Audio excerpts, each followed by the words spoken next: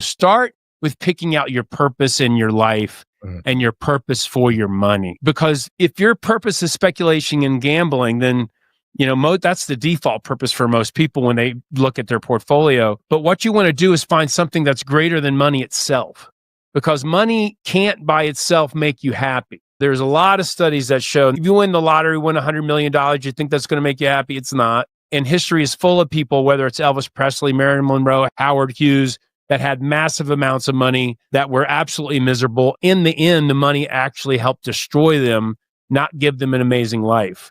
So first, you've got to start with, for example, my true purpose for money is helping people fulfill their American dream and create freedom, fulfillment, and love in their family. Now, from there, then I can run my business and make portfolios and make financial decisions based on that purpose. And if you start looking at your money before your purpose, you're in for a lot of pain and suffering.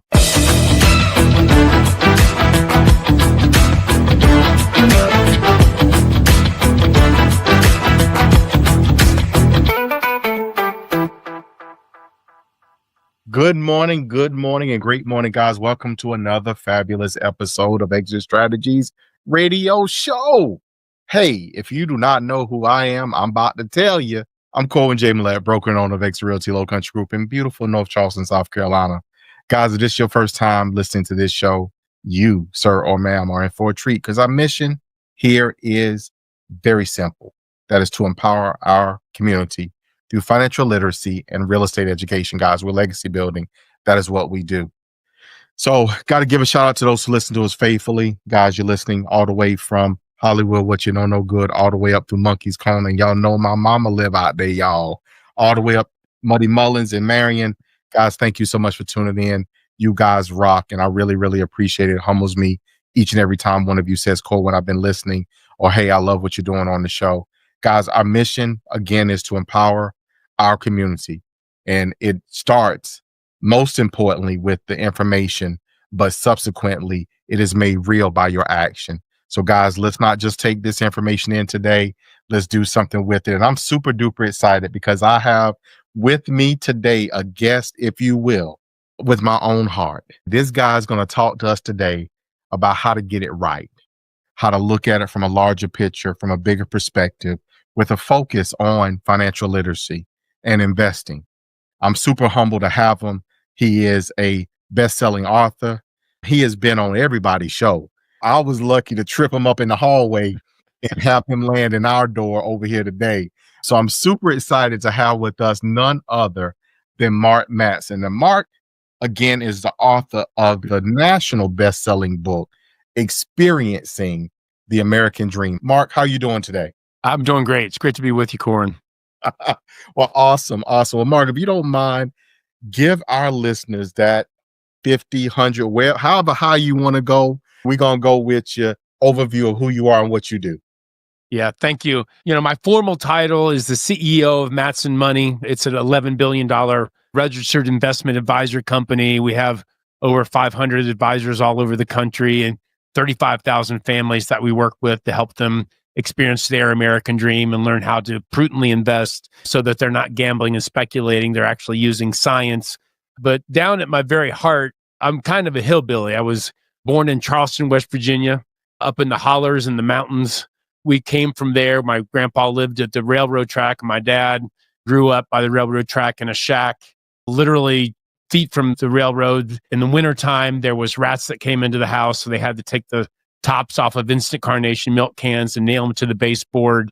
They had one pair of shoes a year right before school, and then they had to go barefoot. They ate meat one time a week. They had chicken on Sundays. Other than that, it was white beans and potatoes. So I'm a firm believer in the American dream. I got to see how my dad got me out of the hollers, got our family out of the hollers. I'm well aware of how beautiful that part of the country is, but also how stifling some of the poverty is. And I take a stand for investors and families that they can experience the American dream when so many people have kind of given up hope on it. Well, Mark, that's humbling. That is a true humble start, I guess is what I'll frame there. Now, Mark, you are the CEO, Matson Money. Look here, when you said money, I said, wait a minute. He's saying something right there. So if you don't mind, how did you get into this arena? That is a heck of a story from where you started from. But how did you get to where you are and what you're doing now? A lot of kids wanted to be football players or Major League Baseball or firemen or policemen. I wanted to be like my dad, and he was an insurance agent up in the hills and the hollers. So I went to school, got a degree in finance, got a degree in accounting from Miami University of Ohio, then went to work at the age of 21 as a financial planner, trying to help people invest their money, trying to help them do tax planning, trying to help them do estate planning, make sure they had insurance, when people died. But I learned very, very quickly that the investing industry was broken because it was based on three primary lies. One was that somebody could actually pick the best stocks for you in advance. Two was that someone could tell you when to get in and out of the market, to get all the upside, none of the downside. And then that if you could just look at somebody's track record, you could then base your portfolio on that, and then you could beat the market. And I came to believe through actually trying to do all this stuff through my broker-dealer, that was just speculating and gambling with people's money. 27, I went to an academic debate about how markets really work. And then I committed myself to opening my own business at 27 with zero assets under management, $30,000 in debt, and an overhead projector and a yellow pad as my marketing. And since then, I've been spreading the good news that you don't have to gamble and speculate with your money. There are scientific ways that you can invest it that will help you have a more successful long-term investing experience. And that's how it started out. So you just kind of touched on something. Everybody's looking for the quote unquote get rich quick or the magic bullet button, whatever it is you want to say it is, the wand we can wave and just miraculously all this stuff lines up. You focused instead because you learned something. So then you focused on educating others. That's what I heard you say. So why is it more important for the education versus just just do this? Let's take a short break. Do you remember your grandma's front porch? That spot where stories were told, kisses were stolen, and sweet tea was always being sipped. Now imagine giving your family a place to make those same memories, but in a brand new, energy efficient, and home that was built just for you. At Country Boy Homes, we help folks just like you find that forever feeling. Whether it's your first home, your next home, or we're done with rent forever, like seriously home. We specialize in affordable and durable manufactured and modular homes, the kind that make room for muddy boots, big dreams, and second helpings. Come see what coming home really feels like. Call 843-574-8979 today. Country Boy Homes, built to last, priced for you. Yeah, it's a great question. So most people are taught to think about investing from the world they're in, whether it's social media or whether it's TV or whether it's radio, or whether it's just talking to their friends, or they're taught to think in terms of find the stocks that are going to beat the market, get out of the stocks that are going to perform the market, try to predict economic and political things that are going to happen in the future, and then base your portfolio on that. But the reality is that all of the knowable and predictable information about the future is already in the price today. So the only thing that will change it is unknowable and unpredictable events. So investors are hit with the question, well, if I can't pick the best stocks and I can't get in and out of the market at the right time because I can't predict the future, then how do I invest? And there are a lot of great economic studies from the University of Chicago, Nobel Prize winning research that shows that if you'll just try to get market returns, for example, the S&P over the last almost 100 years has averaged 10%, small stocks 12%, small value stocks 14%. So you don't have to do stock picking, you don't have to market time, you don't have to track record invest, but you have to be in those asset categories long term, and then you have to rebalance your portfolio when things are bad, like 2008, 2009, with the real estate crash. The markets took a major tank in the ballpark of about 50%. And if you had a 50-50 portfolio of stocks and fixed income, you got to be able to sell, and now your stocks are only maybe 30% of your portfolio. You have to be able to sell the fixed income, buy the stocks while they're down, so that when they finally rebound, you're actually getting higher rates of returns on your money. Very easy to say, very, very hard to do. One of the things I heard in there on the line, and Mark, forgive this, but sometimes what I heard you say is that people at times try to treat the market like we treat the GPS. I don't know if you got time, Garmin, or maybe you just got what it is on your phone or what have you. But if that thing say you're going to be there at 3:00, somebody trying to get there at 2:50, and you think you're going to beat the market, if you will, in the same fashion. And what I just heard you say is that's unrealistic. What I heard is seek to meet where the market is. And if you base your projections on that, then you're in a better or safer space. But let me kind of take that maybe a step further and kind of ask this question, because obviously there's a psychology that exists related to that. Again, I'm speaking that with trying to beat the GPS. I know that I like to challenge, the GPS. So what is it that you found? Because this is your arena, your space. Why do people focus on it and try to do it that way and fall victim, if you will, to that thought process? In the engineering of a human being. Okay. Right. So three major things first of all, the vast majority of human behavior does not come from your cognitive portion of your mind, like your Spock from Star Trek. It actually comes from the subconscious part of the mind, and it's driven largely by emotions, fear, greed, doubt, stress, anxiety, and then it's instincts. We run away from things that are painful. We run towards things that are pleasurable.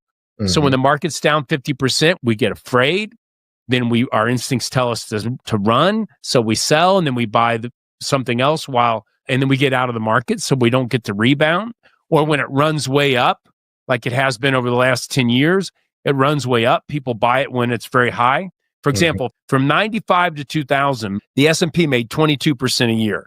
Tech stocks, measured by the NASDAQ, made 45% per year.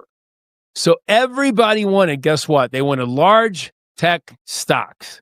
And then the crash came of 2000, and large tech stocks lost 75% of all their value. So if you're planning for your American dream and you worked hard your whole life to create this money, and then all of a sudden, because you didn't prudently diversify internationally and you didn't know the volatility of the portfolio really, then you lose 50 to 75% of all your money. And now all the fear and all the anxiety and all the suffering kicks in.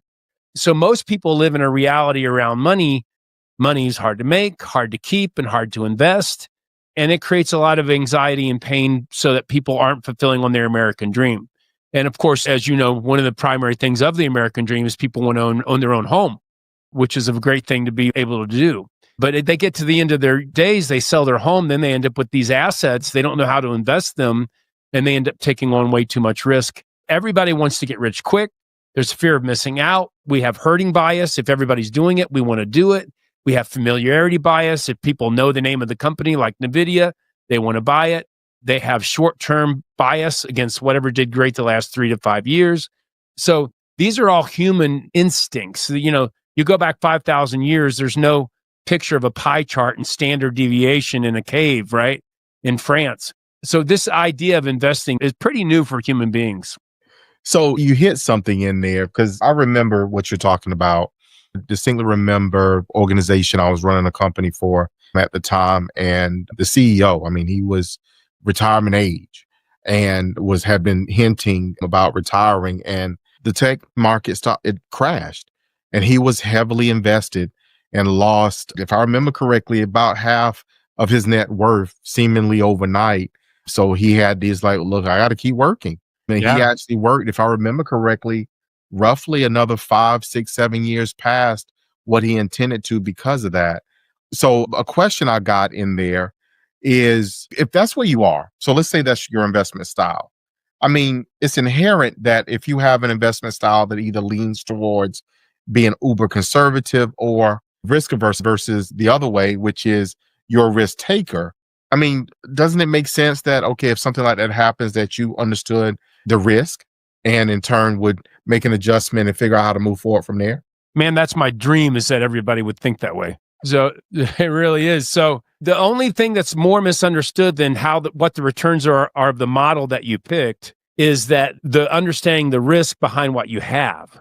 So when we analyze portfolios for clients, we show them what they have, and then we show them in bad periods of time how much money they could lose. And a lot of times in 73 and 74, they would have lost 40% of all their money. And then 2000 and 2001, again, they would have lost another 40 or 50% of all their money. And then in 2020, when the pandemic hit, they would have lost 20 to 30% of their money in one quarter. So you show people this and say, when you built your portfolio, did you know that you could lose this much money? And invariably, it's almost always, we had no idea. And then I explained, does that meet your sleep factor? I mean, if you can't handle that much risk, then I got to build a better portfolio for you, because if you're willing to take that kind of risk, we can get a much higher expected return by diversifying internationally, but you're all in the US. So for example, this year, the people that are all in US stocks, the S&P's up maybe 1%. Right now, large international value stocks are up 20%. So that's a 20% differential. And most people have no exposure to large value international stocks at all in their portfolio. So the name of the game is, as you said, know exactly how much risk you have and can you actually live with it? And then number two, build a portfolio that gets the highest expected return for the amount of risk you're willing to accept. And if you're not willing to accept that risk, then build your portfolio so it has less volatility. And there's actually Nobel Prizes won for how to calculate that. But most people don't have any idea that it even exists. Well, look, I know about me. I can tell you, look, I ain't winning no Nobel Prize for it. So I can tell you that much. Look here, I love what you said in there, Mark, about the sleep factor. So basically what I heard you say is, look here, if you knowing this information won't allow you to sleep well at night, then you probably need to change something in your portfolio. That sounds about right. Yeah. And come to terms with the human. I think investing is interesting because it teaches you so much about science in the world. But I think it's even more interesting because it teaches you about yourself, how your brain actually works, what your values are, what your purpose is. I always tell people, don't start with trying to pick out your portfolio. Start with picking out your purpose in your life and your purpose for your money. Because if your purpose is speculation and gambling, then that's the default purpose for most people when they look at their portfolio. But what you want to do is find something that's greater than money itself. Because money can't by itself make you happy. There's a lot of studies that show if you win the lottery, win $100 million, you think that's going to make you happy. It's not. And history is full of people, whether it's Elvis Presley, Marilyn Monroe, Howard Hughes, that had massive amounts of money that were absolutely miserable. And in the end, the money actually helped destroy them, not give them an amazing life. So first, you've got to start with, for example, my true purpose for money is helping people fulfill their American dream and create freedom, fulfillment, and love in their family. Now, from there, then I can run my business and make portfolios and make financial decisions based on that purpose. And if you start looking at your money before your purpose, you're in for a lot of pain and suffering. There's a term, matter of fact, it is written on my board over here. Guest I had some time ago, we're talking about real estate investing. And, they framed the term, which I'm pretty sure you've heard it, of impact investing. That the real estate investments they did for an intent with an impact. So to impact someone positively, they really focused on who they were serving. Again, starting with the end in mind is, I forgot the book title, or, having your why. Simon Sinek would start with why, but something that you said in there, the purpose. Making money is, you can do a lot of things to make money, but at the end of the day, you'll keep the money that you do something intentional with, meaning, okay, this is for this, and here we talk about legacy a lot. What are you leaving? We really focus biblically. What is the inheritance for your children, so forth and so on. So if you're focused on building and creating that legacy today, what do you do with your money today and how you manage it and what you put into place today? Those mechanisms should carry for generations yet to come and have a positive impact and influence on them. So I think that kind of wraps up some of what you were just saying there. So you've talked a bit about diversification and getting out of merely just U.S. investments, U.S. stocks, et cetera.